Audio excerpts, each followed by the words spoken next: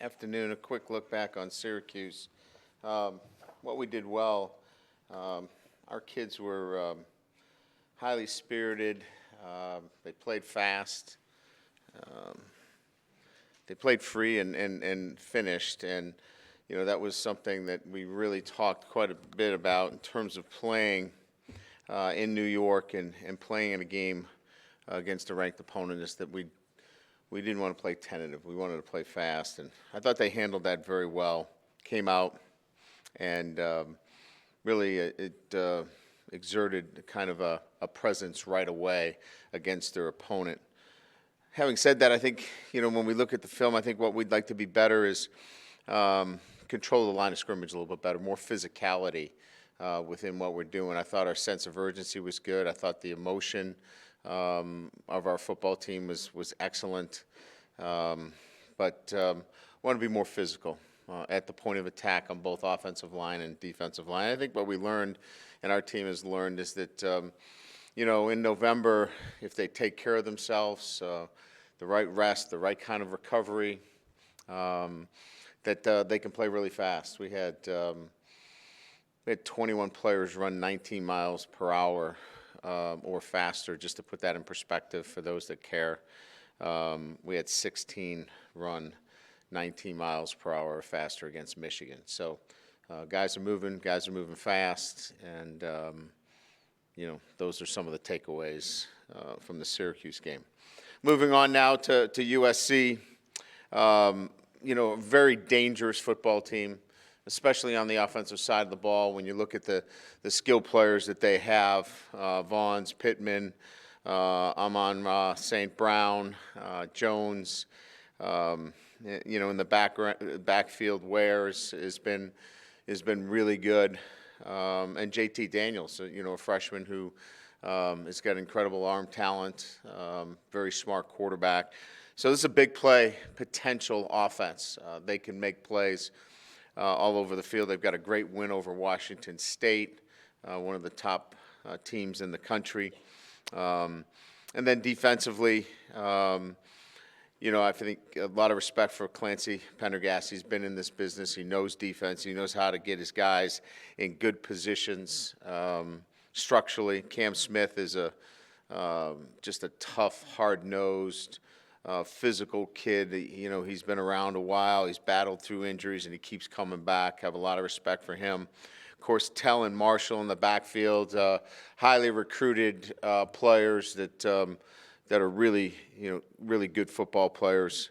You know, playing there is never easy, so we've got to go across the country and play a team that obviously has a lot of potential. So our guys will stick with what they've been doing. We'll spend time on our preparation this week, working on some of the things particularly that we've got to be better at.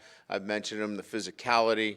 We've got to clean up some of the penalties. We've got to be a little bit better in our white zone. You know, clearly we've got things that we've got to work on as we prepare for this rivalry game and traveling trophy for the Shillelagh, something that our guys certainly want to keep as well. So with that, we'll open it up to questions.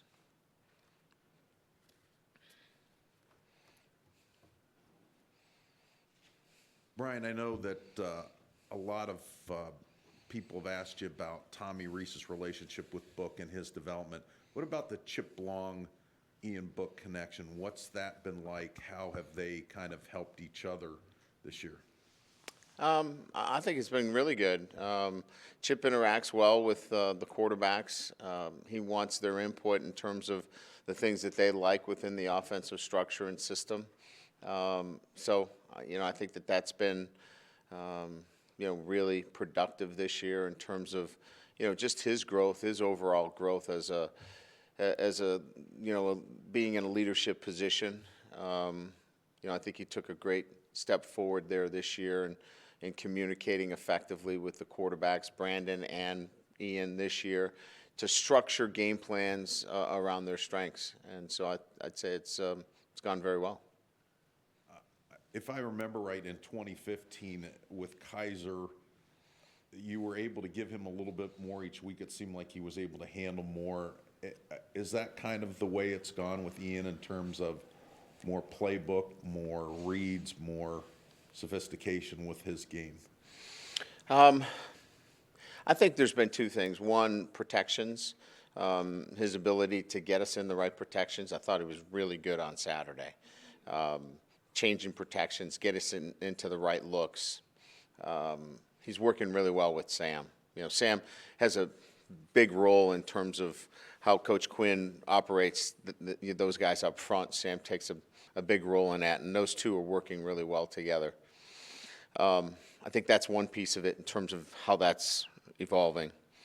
I think the other piece is, the run RPOs, the ability to see things and get the ball out. I think that's something that he continues to grow, and as he gets better at that, we can add more within the running game.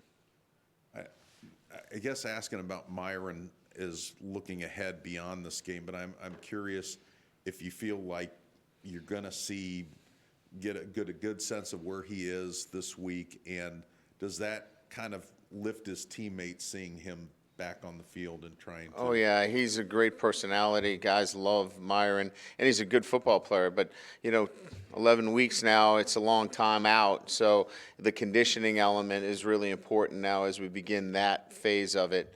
And then he'll have, minimum, 3 weeks to work on it to get into game-ready shape. So we're excited that he can get back into, football conditioning. And I know our players, obviously want to see him back out there. He's a good player.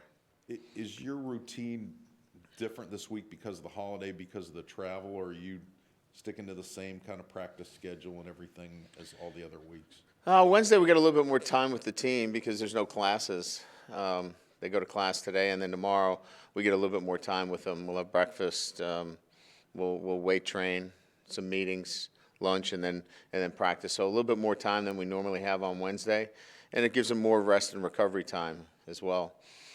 Thursday will be fairly traditional in terms of a normal Thursday in terms of exposure with them, but then we'll have a Thanksgiving Day dinner together at the Morris Inn, and then get on a plane for the West Coast. So Thursday night? Yeah, we'll leave for Thursday. I like to get them out there Thursday to the West Coast and get the clock on Pacific Standard Time. And when you can do that when you leave on Thursday. Last one from me. I know you're awfully busy, and your 2012 players probably recognize that. But do any of them kind of reach out to you at this time of year or during the season, and just, or they know how locked in you are on a game like this? Nobody has reached out. I've had a number of guys reach out to me from the 2012 team just congratulating us on the season, but nobody's brought up, anything about similarities or differences between 12. But a number of guys have sent well wishes and, keep it up, text messages, been on campus. So we keep in pretty good contact. I think during the year, the number of guys that have come back from that 12 team have been nice to see. But no specific references to where we're at right now.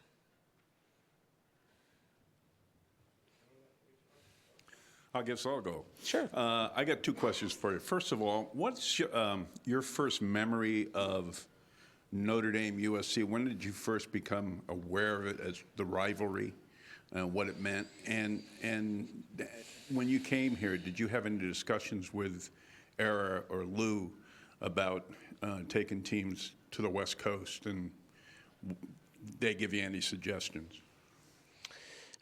Memories would have been going back all the way to O.J. Simpson playing in the game, and Notre Dame, USC on TV, and right around Thanksgiving. Obviously, it was Oklahoma, Nebraska, USC, Notre Dame were the games that we were looking forward to watching, over the holiday weekend.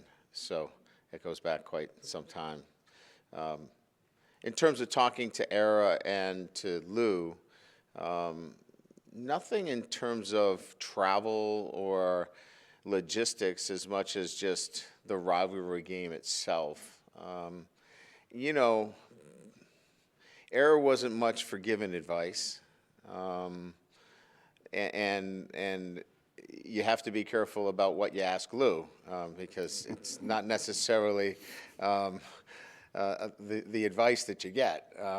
It's the information. So both of them have been really good at talking in terms of the history of the game and recognizing, for me, the great history of the game.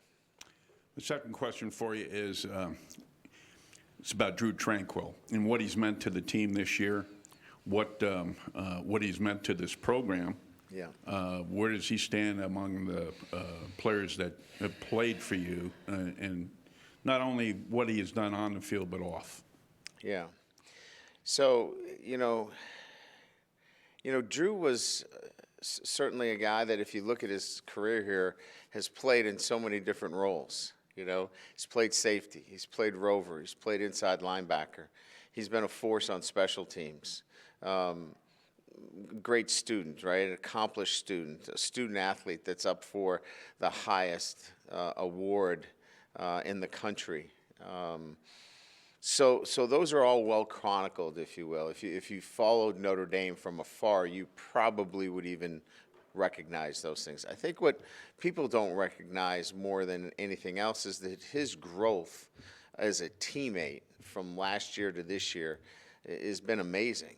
And I point out simply this: he was a captain, a leader, but he was hard to follow in a sense, because the bar for him is so high, and almost sometimes for other players, hard to imagine being Drue Tranquill.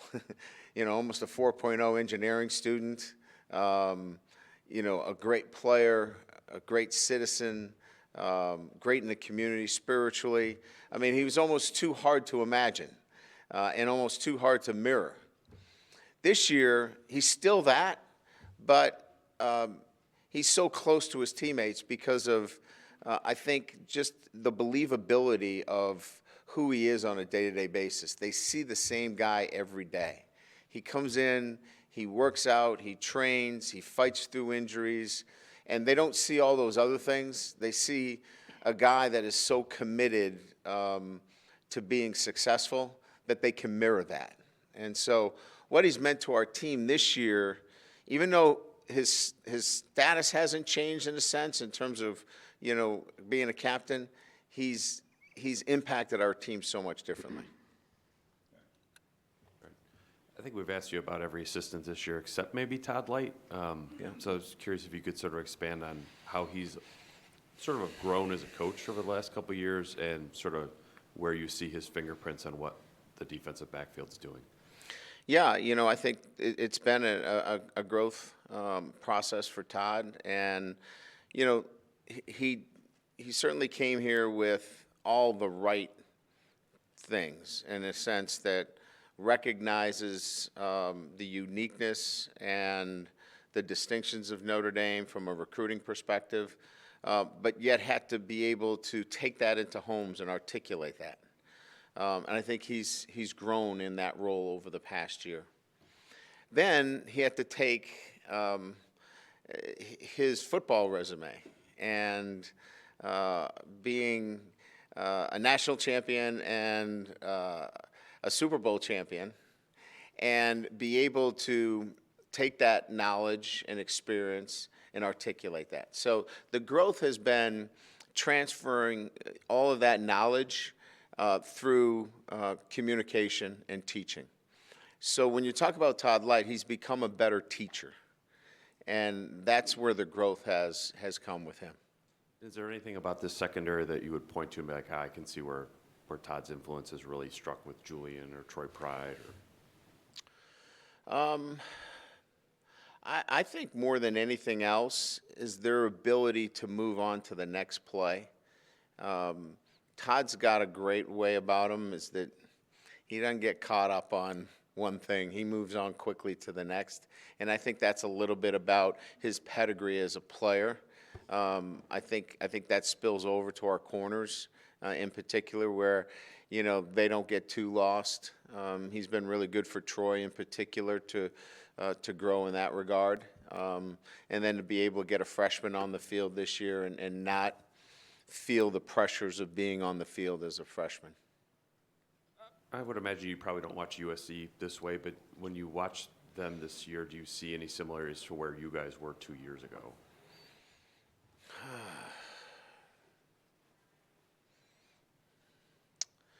Not really. I mean, they've got a freshman quarterback who's really talented, but there's some growth that goes along with that. I mean, it's just naturally when you're starting a true freshman quarterback, there's some growth there. He's incredibly talented, but Sam Darnold he's playing in the NFL, you know.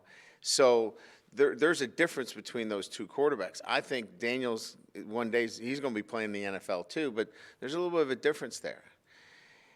I think the only similarity that I would see with this team is maybe the 2014 team in terms of injuries on the defensive side of the ball. They've been ravaged by injuries defensively. So you've got a lot of injuries on defense and then a really young quarterback who's going to be really, really good. And those two things, you know, they've been in really some close games and haven't been able to turn them their way. Just a personnel point. Kevin Austin, his status for this weekend? He's cleared to play. Yeah, he was cleared to play last week too. Coach's It was a decision to coach's leave him. decision not to bring him. Yeah. Thanks. Coach, following up a little bit on Drue, he's been injured, obviously, various injuries this year, but he still goes back out there and has been playing for you guys all season. Do guys feed off that when they see like their leader showing resiliency and not, you know, giving up pretty much, even with all those injuries he's had? Oh, absolutely. You know, broken hand during the game. You know, he's playing with a broken hand, and then the ankle. But I mean, it's not just him. It's Cole Kmet. Jafar Armstrong. It's Dalen Hayes. Leon Eichenberg played with a high ankle sprain. Our guys are gritty, and so you know, Drue personifies that. There's no question because he's a leader. But you know, we haven't missed a lot of man hours unless we absolutely have to, and I think maybe Drue, you know, certainly becomes for us as a team maybe that bar that everybody wants to meet. And then for USC, they're 5-6. This is going to be, you know, they got to win to get bowl eligible. It's a rivalry game. People would see this as their quote-unquote Super Bowl of their season. Do you do anything extra to prepare for that, knowing they might give, you know, more than 100% even to, you know, win this game? We'll do what we've done each and every week. All that stuff sounds really intimidating and imposing, but we'll focus on what we need to do to prepare our football team. And as I mentioned at the outset, we've got some things that we need to work on. So that will be our focus this week, is what we need to do to be successful this weekend. Brian, you may have just answered this, but I'm going to go ahead and ask it anyway. Yeah. We're talking about Tranquill and dealing with injuries. Who are the toughest players on this team? Well, you got to put, you know, Tranquill up there, you know, as a real tough guy. I think guys that handle themselves when confronted with injuries. You know, we've got some guys that are, you know, pretty tough. Cole Kmet, I mean, he had a pretty tough ankle injury. For him to fight through that one, I think he's just close to being 100% this week after that injury.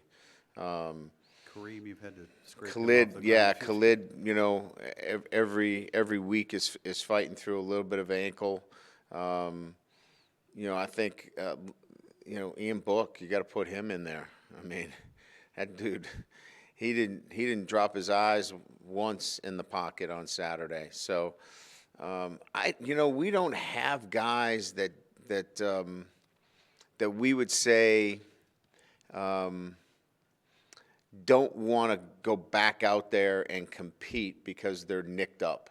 You know, if they can't go, they're going to give you 100% of their 80. They're going to give you 100% of their 70. And that's a good thing that we've been able to instill. How accurately can you gauge that during the recruiting process of these players? Well, the whole process, as you know, is about who loves to play and who loves to get recruited. You know, that's the whole deal. And so you try to find windows in there through their medical history and what they fought through. Those are important questions that are asked throughout this process of, you know, who's playing through injury and who's playing through, you know, those kinds of scenarios. Because, you know, with the transparency in the process today and, you know, what you can do, you got to find guys that love to play and not just love to get recruited. Could you address the impact of Chris Fink? He didn't play a real significant role last year, and as this season continues to progress, obviously not only as a slot receiver but as a punt returner for you. Significant. I think, you know, if you look at the balance of your offense, you're always looking for, you know, a slot receiver that you can hit a reverse with. You can, you know, certainly pick up some key first downs on some quick routes. You know, and you know, he's hit some big home run passes for us too down the field. The Michigan game comes to light where he goes and takes the ball away from a key defender. So, yeah, he's been more than what we could have hoped for, you know, coming into the season to balance out with the two big guys on the perimeter, with obviously you know, very good tight ends. It gives us a really good balance at the wide receiver position. And then as a punt returner. Yeah, no doubt. Fearless back there. Really confident in what he's doing right now, and love watching him perform back there at this time. You had some false starts on Yeah. Saturday, and obviously a tough day for Hainsey. And I know the typical reaction, I think, of any coach is, you know, immediately that player did something wrong. Are there other factors that contribute to the false starts? Absolutely. What would they be? Well, timing, right? You know, you like to get into it. If you're in a rhythm and you're always getting that sense and feel that when you put your hand on the ground, that's when the ball is going to be snapped. You know, you get into a rhythm, and we play fast, and we like to be in a rhythm, and you know, that's no excuse for him flinching.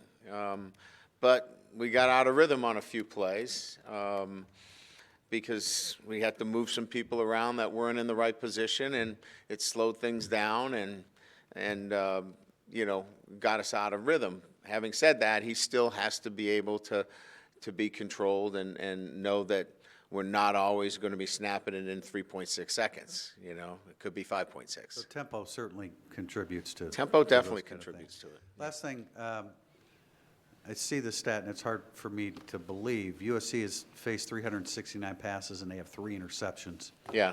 How do you justify that? They have a ton of PBUs, though.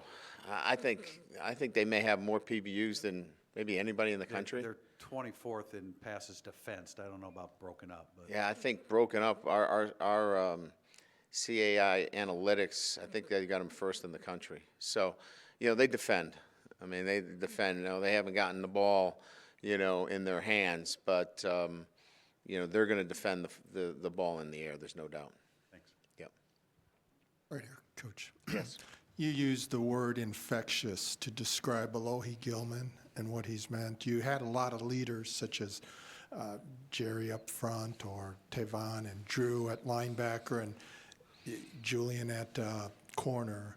What has Alohi brought that has made the defense have maybe, I don't always like using the word swagger, but there is just a confidence element that he's added? Well, I mean, many people use the term that when you walk in a room, right, you know a person kind of has that charisma because he kind of light up the room. Like, he lights up the room when he walks in the room because he's got a personality. And so he doesn't do it when he walks into a locker room. He does it when he walks onto a football field. Alohi is sometimes a bit dismissive when praise is heaped on him by teammates. He kind of shies away from it a little bit. And in the locker room, he'll even at times not keep to himself, but he's not the loudest guy. But when you put him on that football field, it's a different guy. That's his office. That's where he goes to work. And so when he crosses that line, it's a different person.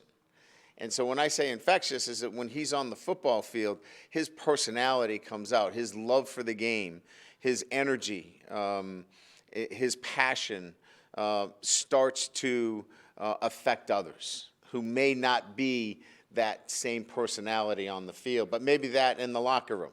So that's what I meant by his infectious personality. It's when he steps on that field. Have you seen it have an effect on others specifically? Jalen Elliott would be the first guy. Jalen in the locker room and around is his high energy, but he wasn't playing fast. He wasn't playing with great energy. You team him up with, it's like having two really good defensemen, right? In hockey, you team them up with the right guy, they look good together. And that pair really works well together. And I think Alohi really brings a lot of energy, and Jalen's playing so much faster and so much more free out there. And it's kind of interesting because Jalen's, the guy that's making a lot of the calls back there now. So, he's influenced Jalen quite a bit. There have been a number of stories this year of high-profile individuals leaving high-profile schools after an injury or losing his position. Yep. When you have a Brandon Wimbush who starts all last season, or a Nick Coleman who starts all last season, or an Alex Barr still hanging around and coaching, even though he has an excellent pro career ahead of him, what is it that you try to instill in the culture here that keeps them like that? Well, we take care of them, right? We take care of them.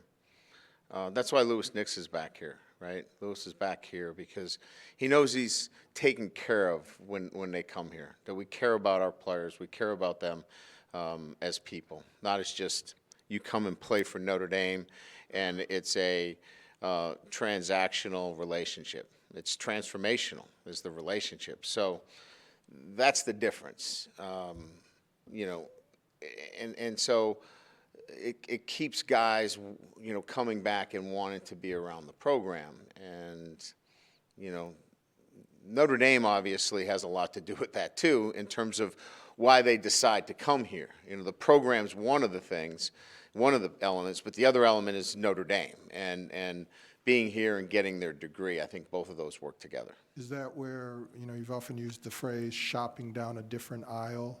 Is that one of the primary objectives you look for, or a trait? Yeah, because when you choose here, and because you can't really just recruit somebody to Notre Dame, they have to make a choice that this is the right place. So when they make a choice that this is their right place, there's much more staying power, and they're here because they want to be here. Thank you. Brian, last week you made a very telling comment about the success of the defense when you said that same 11 guys who started against Michigan are going to start in New York. You might have made another statement, or might have been another realization of the success of the team after the game. You gave out a game ball for the 11th time, and it's not the same guy.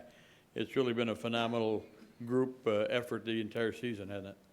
Yeah, I think I've mentioned it a couple of times that, the sum is greater than any one of the parts, and I think that synergy has carried this football team up to this week, and it continues. I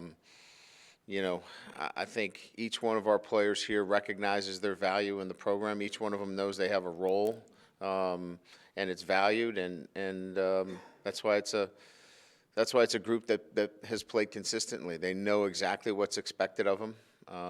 They know that from a week in and week out basis that they all can contribute and have success.